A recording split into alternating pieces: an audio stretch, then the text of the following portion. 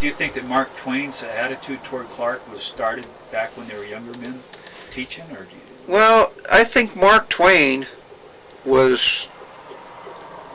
He's apparently was a very, very educated man, and I think that he saw Clark for what Clark was. He saw through him, and you know, there's an old saying, proof is in the pudding, and you can take a look at a person and you can see what they're like and the way that they conduct their business, and then years later you can measure that person on their undertakings or the way that they conducted their business.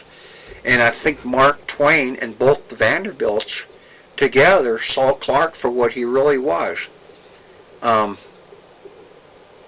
Marcus Daly, on the other hand, the other Copper King, was very well known for spending his money and trying to keep his money in Montana. When, on the other hand, Clark, the more that he made, the more he took it out of Montana.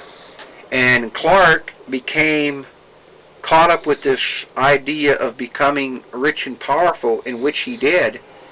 And I think the more that he made and the more that he accomplished, the more corrupt he became. Now let's talk about Evel Knievel. No. When Clark, are you taping? Yeah. When W.A.Clark built the Copper King Mansion here in Butte, it was estimated that he had an income at that time of $17 million a month. He built the Copper King Mansion here at a total cost of $250,000 to $260,000. If you figure that out in simple arithmetic, that's half a day's income. He was that wealthy. It was half a day's income. But yet it took 4 years to complete the mansion here.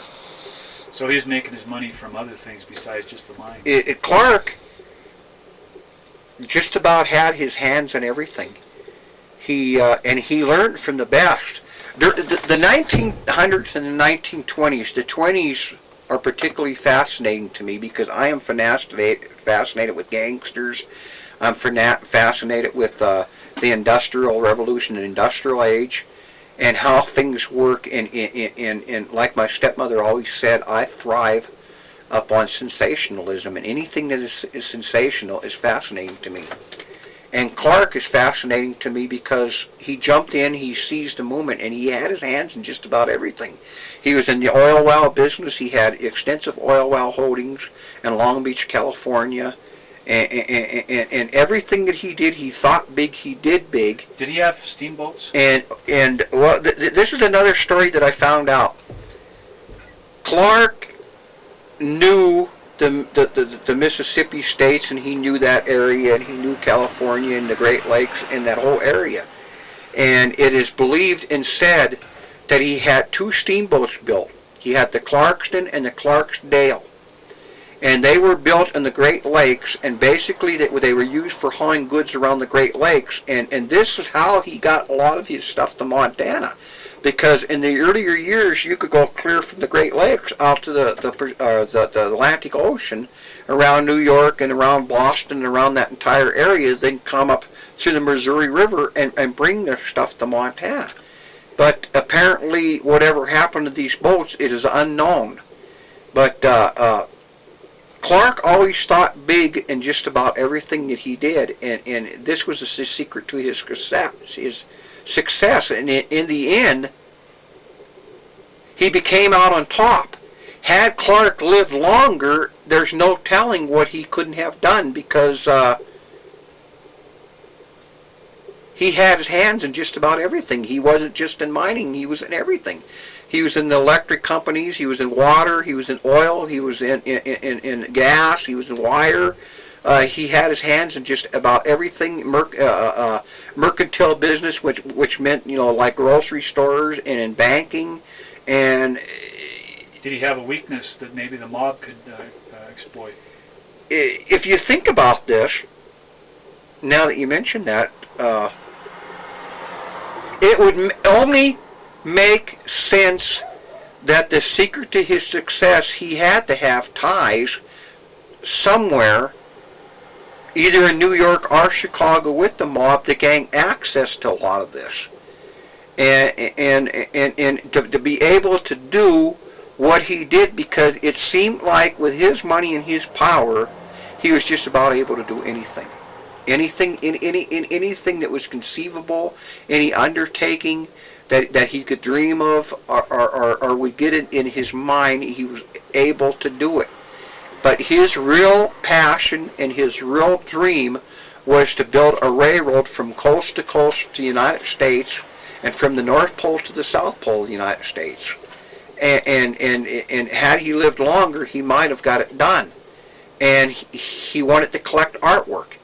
Now, when Hansen cleaned out the Copper King Mansion here in Butte, the only two things that were left in there was two gigantic picture frames. I mean, these picture frames were huge. They were like 6 feet wide by 10 feet high. And I remember in my earlier years when I was working up there and living up there, that Pets, my stepmother, had a big mirror put in one, and it now resides right at the top of the steps as you go up the steps to the second floor. And the other one is still in the basement. But downstairs in the basement, there were several crates left in there that had his residence from New York, where he had this stuff shipped over. And that was all that was left in the mansion.